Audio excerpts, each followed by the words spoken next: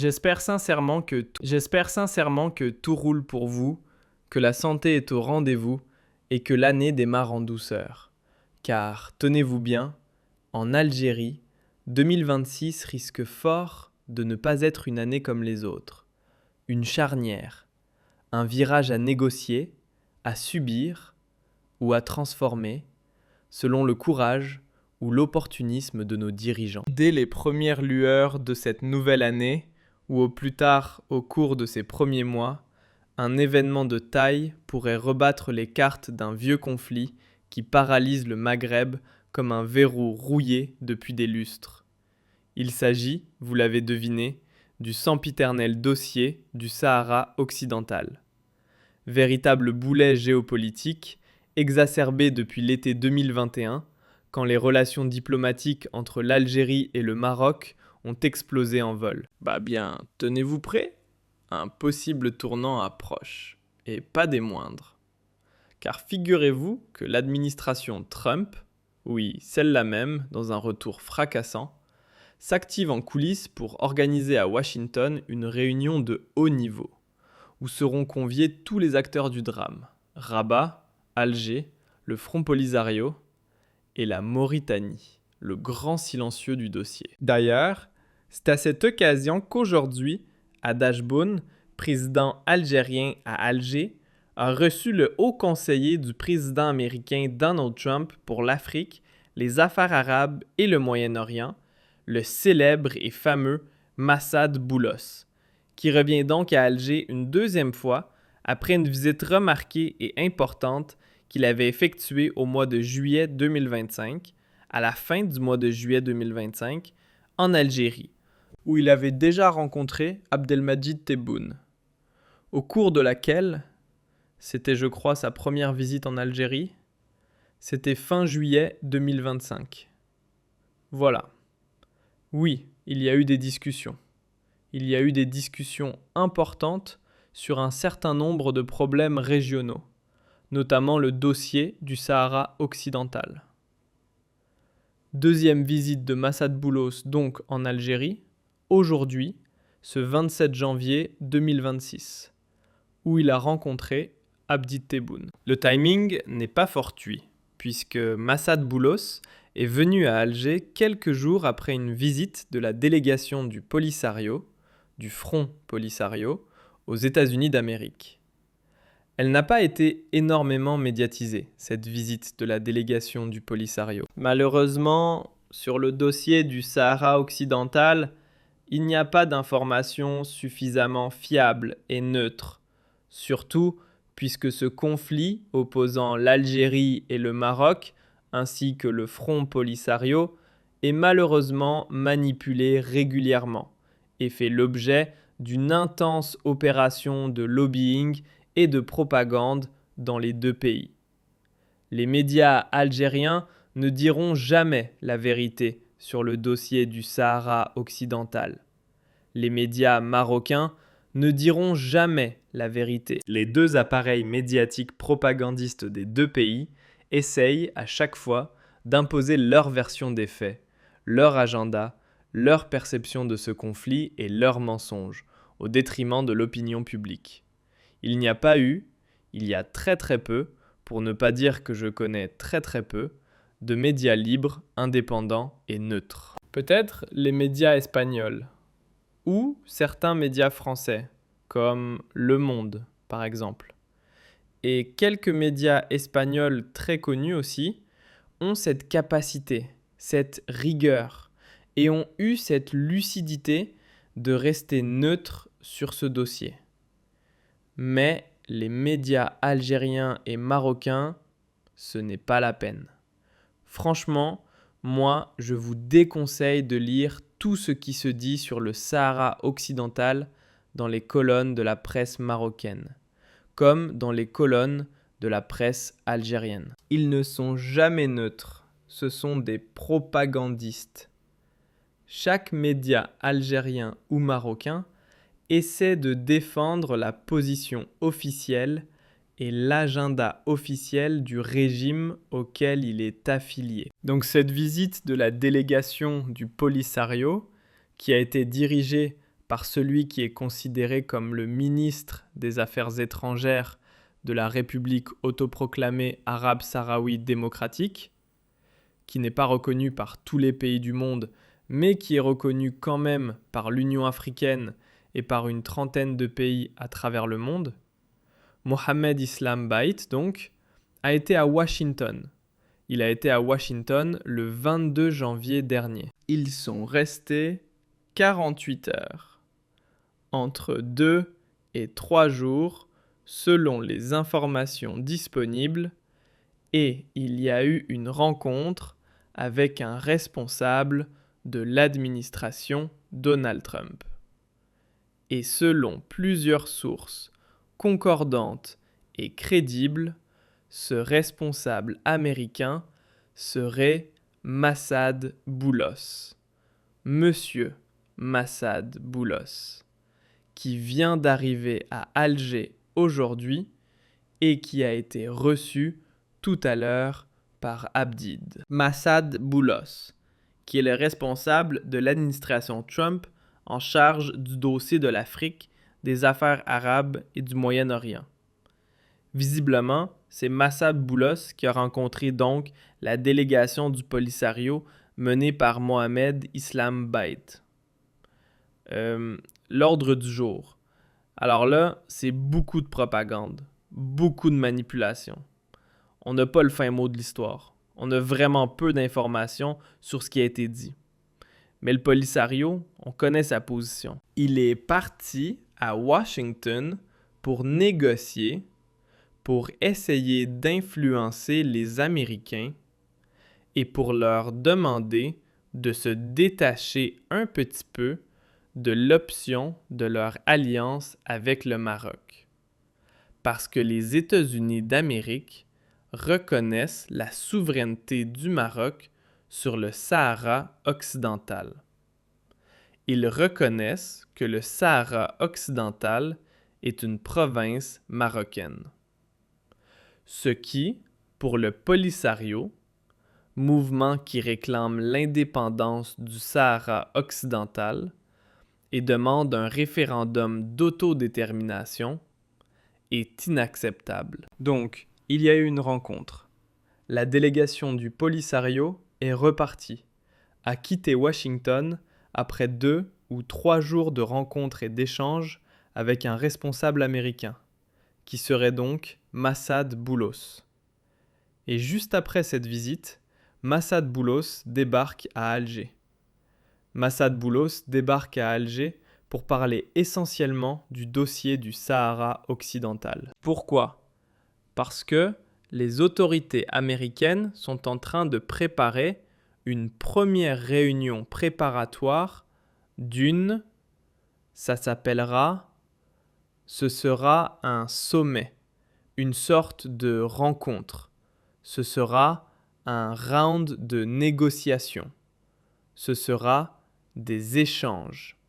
Et ce sera une journée de négociation et d'échange entre les différentes parties impliquées dans ce conflit. Et les États-Unis d'Amérique, ce n'est pas l'administration, c'est elle. Ce sont les États-Unis qui devront accueillir cette réunion, cette journée ou cette conférence. Donc, on ne sait pas quel format prendront ces négociations. En tout cas, ce seront des négociations entre le Maroc, le Polisario, avec l'Algérie, la Mauritanie, partie prenante à ces négociations. C'est l'administration américaine qui le demande. Donc, prochainement, la date n'a pas encore été arrêtée, n'a pas encore été définitivement définie en raison d'un agenda international chargé avec ce qui se passe en Ukraine, ce qui se passe au Moyen-Orient, ce qui se passe en Syrie, ce qui se passe en Libye.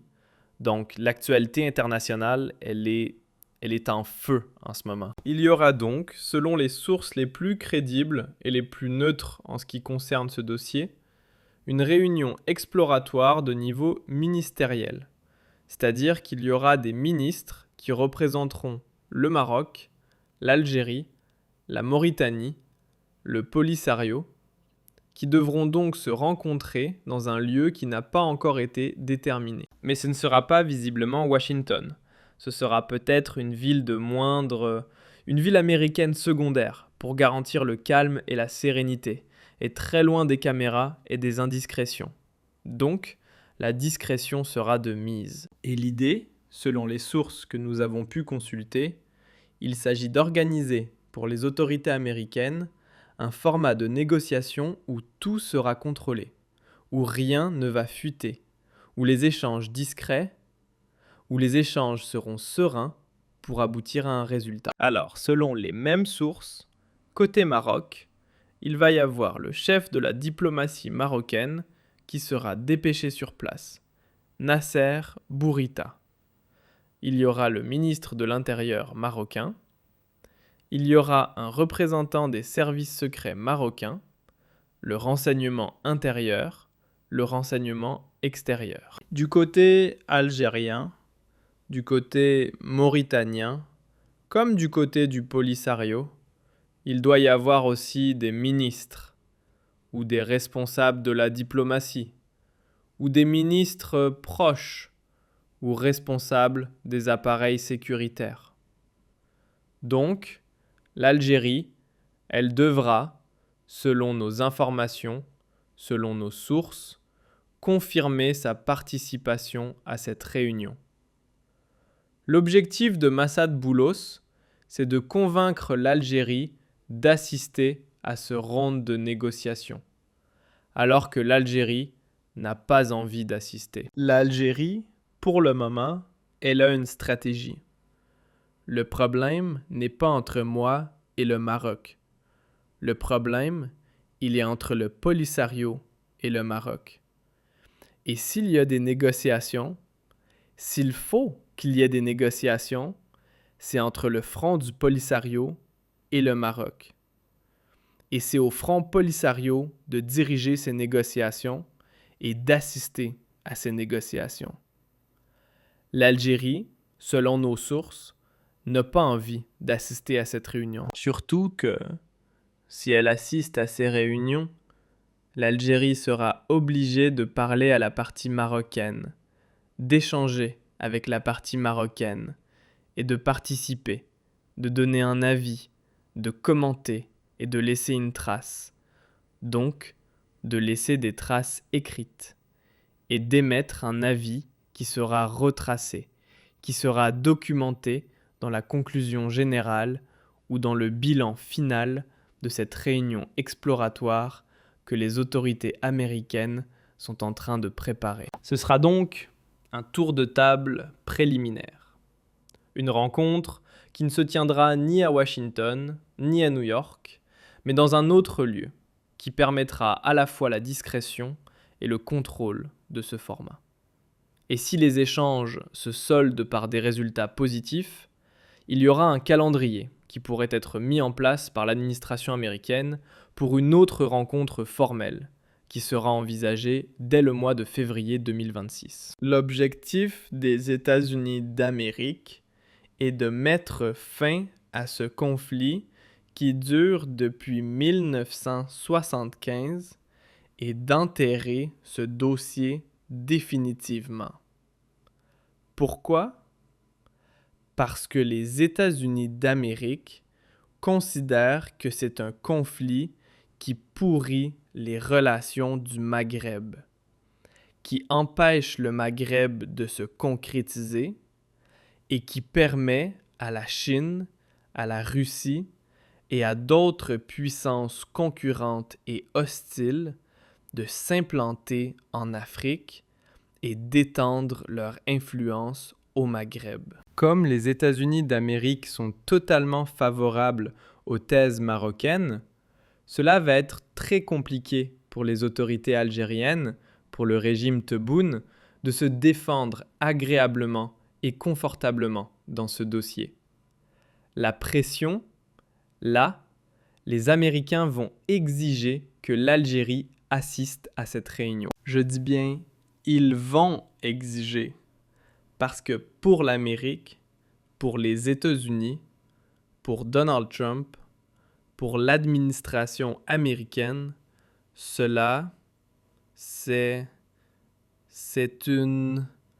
La doctrine américaine n'a pas changé depuis des décennies, hein? Pour les États-Unis, le conflit du Sahara occidental est un conflit qui oppose l'Algérie au Maroc. Ce n'est pas un conflit de décolonisation. Les États-Unis ne croient pas à la décolonisation du Sahara occidental. Pour eux, c'est une région qui fait l'objet de convoitises de la part de l'Algérie et du Maroc.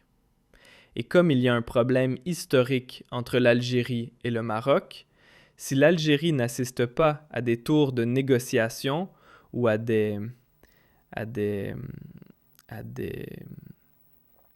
tables ou à des tables de négociation, si l'Algérie est absente d'une rencontre non officielle ou même officielle entre le Polisario et le Maroc, cela ne servira à rien. Les Américains sont pragmatiques. Ils savent très bien que sans l'Algérie, le Polisario ne vaut rien. Même si le Polisario a ses convictions, il a son idéologie, c'est un mouvement indépendantiste authentique, il lutte pour son indépendance, pour l'indépendance du Sahara occidental depuis 1975. Il n'y a pas de doute là-dessus.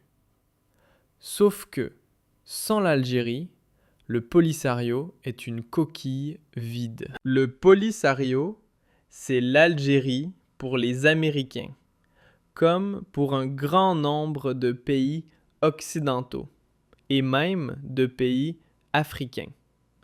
Quand on dit Polisario, on dit l'Algérie, le financement, l'armement, la logistique, la formation. Sans l'Algérie, le Polisario est une coquille vide. Donc, les États-Unis d'Amérique, cela ne les intéresse pas.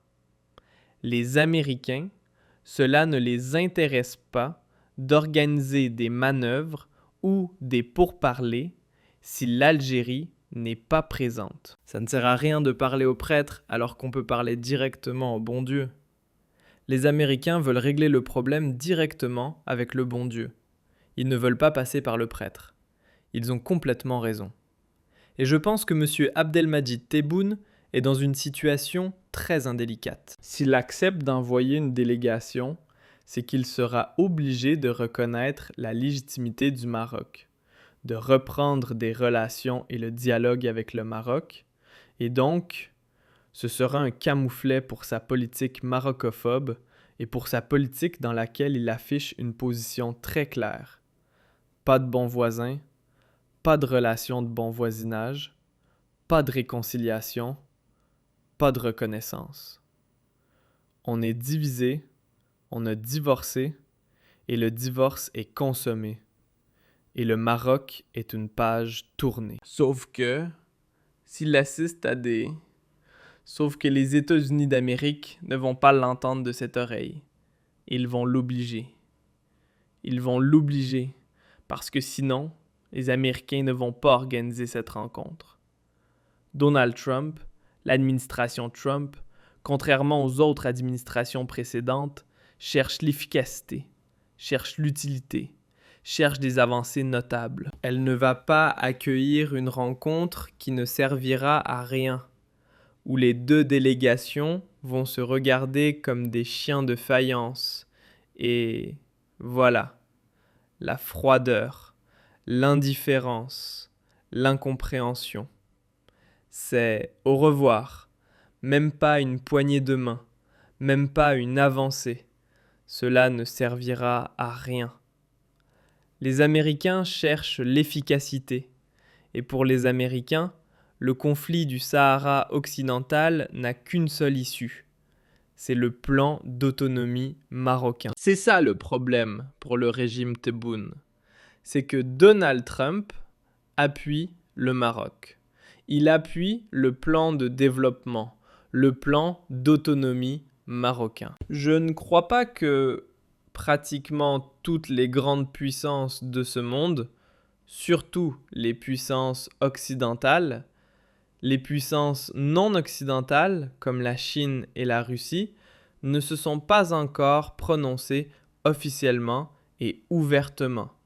Mais personne ne croit réellement en l'indépendance de ce pays où il y aurait quelques 400 000 à 300 000 habitants. Un autre pays africain, un autre pays au Maghreb, dans une zone de turbulence géopolitique, diplomatique, en proie à la menace terroriste et à la menace de plusieurs mouvements armés, criminels et mafieux.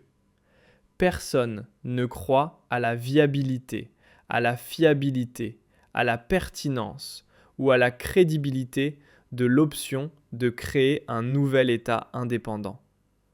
Mais le problème, c'est que le régime Tebboune, d'abord, il y a un cadre de l'Organisation des Nations Unies. L'Organisation des Nations Unies reconnaît le Sahara occidental comme un territoire qui doit achever sa décolonisation.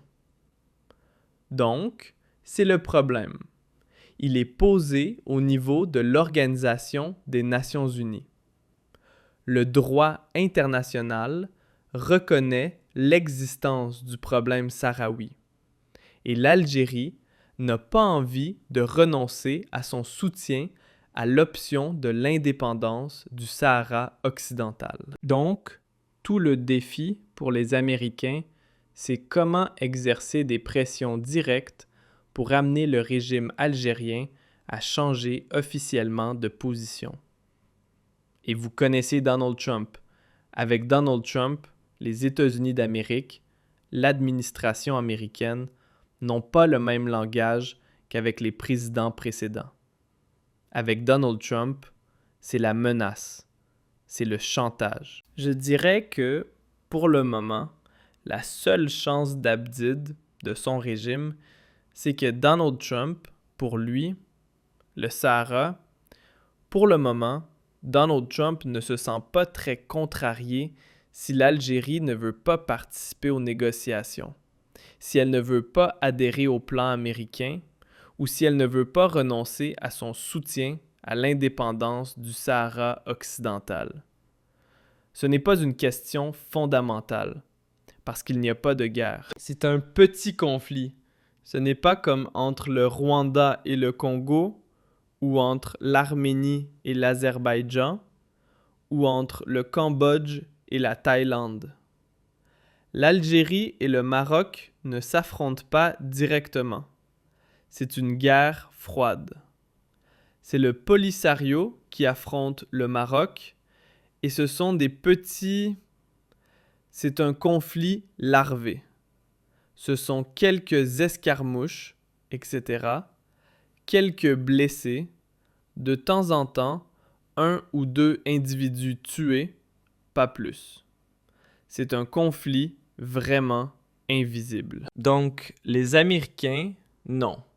Pour Donald Trump, ce n'est pas un conflit, entre guillemets, médiatisé, ultra médiatisé, connu, qui fait la une des médias. Donc, cela ne l'intéresse même pas. Donald Trump va soutenir le Maroc par principe, parce que le Maroc a adhéré aux accords d'Abraham que Donald Trump a imposés ou a pu imposer à la région de l'Afrique du Nord et du Moyen-Orient. Et comme le Maroc est un allié fidèle, comme c'est un allié très fidèle aux Israéliens, comme Donald Trump est très proche des lobbies israéliens, pro-israéliens, aux États-Unis d'Amérique, donc ces lobbies pro-israéliens sont en train de pousser, d'inciter Donald Trump à résoudre définitivement ce conflit du Sahara occidental, qui ne l'intéresse pas au fond. Il ne l'intéresse pas. Donc, il ne va pas s'engager très activement. À moins que les lobbies pro-israéliens ne lui mettent la pression, ne lui demandent ou ne le prient, ou ne lui demandent de s'impliquer personnellement pour régler définitivement ce conflit. Alors là le régime Tebboune sera directement en confrontation avec Donald Trump s'il ne change pas de position. Maintenant, comment le régime Tebboune se défend-il? Il se défend de façon, encore une fois, irrationnelle et absurde. La seule réponse d'Alger, ce n'est pas moi. Il faut voir avec le Polisario. Mais ce n'est pas crédible. Tout le monde sait que le Polisario, c'est Alger. Tout le monde sait que le Polisario est un pion de l'Algérie. Tout le monde sait que sans l'emprise, sans l'influence de l'Algérie, le Polisario est une coquille vide. Donc Abdou ne peut pas jouer, ne peut pas temporiser. Peut-être que Tebboune et le régime Tebboune vont se dire « Voilà, Donald Trump ne pourra pas faire un deuxième mandat. On va essayer de faire traîner les négociations, les pourparlers, jusqu'à la fin du mandat de Donald Trump. Et on verra après. Il y aura un autre président américain qui enterrera le dossier. Parce que le régime algérien, il est intelligent aussi. Il sait très bien que ce conflit n'est pas important aux yeux de l'administration américaine. Tant qu'il n'y a pas de guerre directe opposant l'Algérie au Maroc, tant qu'il n'y a pas des centaines de morts ou des conflits à haute intensité, de très haute intensité, les États-Unis ne vont pas s'impliquer. Sauf que, je crois que dans le régime Tebboune, on sous-estime l'importance des lobbies israéliens pro-marocains ou des lobbies marocains aux États-Unis d'Amérique. Je crois que le Maroc, depuis la reconnaissance, depuis 2020, depuis la normalisation de ses relations avec Israël, depuis la conclusion d'un bon nombre d'accords importants, militaires, sécuritaires, économiques, politiques et diplomatiques, entre le Maroc et Israël, le Maroc dispose maintenant de relais importants au sein de l'administration américaine. Et il y a un risque que Donald Trump, ou son entourage en tout cas, exerce beaucoup de pression sur le régime algérien, même en recourant à la menace, au chantage, à la stratégie du bras de fer. Et je ne crois pas que Tebboune soit capable de tenir un bras de fer avec les États-Unis d'Amérique. Washington, ce n'est pas Paris, ce n'est pas Madrid, ce n'est pas Abu Dhabi. On parle de Donald Trump là. Si Donald Trump s'énerve, je crois que le régime algérien sera dans de sales draps. Donc, le régime Tebboune essaie de gérer ce dossier avec prudence. Il ne sait pas sur quel pied danser. Est-ce qu'il accepte d'aller à Washington? Est-ce qu'il accepte d'aller aux États-Unis d'Amérique? Je ne sais pas si cette réunion, ce tour de table ou cette rencontre, informelle pour le moment, peut-être formelle, officielle, cette première rencontre de négociation, est-ce qu'elle aura lieu? Dans quelle ville américaine va-t-elle se tenir? En tout cas, la pression américaine est de plus en plus intense. Et Abdou, je pense qu'il ne pourra pas se faufiler. Il ne pourra pas fuir ses responsabilités. Il doit donner une feuille de route claire aux Américains. Et cette feuille de route ne peut pas se limiter à dire « Nous, on est neutre, c'est au Polisario de décider ». Cela ne va pas marcher. Cela ne marchera pas. À un moment donné, on sera au pied du mur, c'est-à-dire qu'il y aura vraiment une intense pression. Il devra rendre une réponse. Il sera forcé de négocier avec les Marocains. Peut-être que ce sera salutaire pour le Maghreb. Peut-être que le régime Tebboune a besoin, pour s'assouplir, pour se décrisper, d'une véritable machine infernale, d'un rouleau compresseur comme celui de Donald Trump. Peut-être que Donald Trump va sauver le Maghreb. Parce que si les Algériens et les Marocains négocient et trouvent une solution, le Maghreb est sauvé. Et des solutions existent. Des solutions existent. L'autonomie élargie pourrait être avantageuse pour le Polisario, pourrait être avantageuse pour l'Algérie. Il faudrait juste qu'il y ait des canaux de communication et des passerelles directes entre le Maroc, le Polisario et l'Algérie. Et je pense, et je l'ai toujours dit, que la seule passerelle solide qui pourra garantir une issue rapide à ce conflit, c'est l'administration américaine. Moi, je pense que Tebboune ne pourra pas fuir ce rendez-vous prochain qui aura lieu au mois de janvier. L'Algérie devra assister à ces négociations, devra y participer, devra proposer ses solutions et devra écouter la partie marocaine. Des échanges directs et formels sont inévitables. On ne peut plus continuer avec la politique de Tebboune qui consiste à ignorer le Maroc, à le diaboliser, à lui tourner le dos, à le détester, à l'utiliser comme un épouvantail contre la population algérienne et l'opposition algérienne. Cela ne va pas durer longtemps. Aujourd'hui, c'est l'heure de vérité. En 2026, le conflit du Sahara occidental, notamment après la résolution de l'Organisation des Nations Unies du 31 octobre 2025, où les États-Unis d'Amérique ont su imposer, qu'on le veuille ou non, l'option marocaine comme l'option la plus privilégiée, peut-être pas l'unique, mais l'option privilégiée, préférentielle.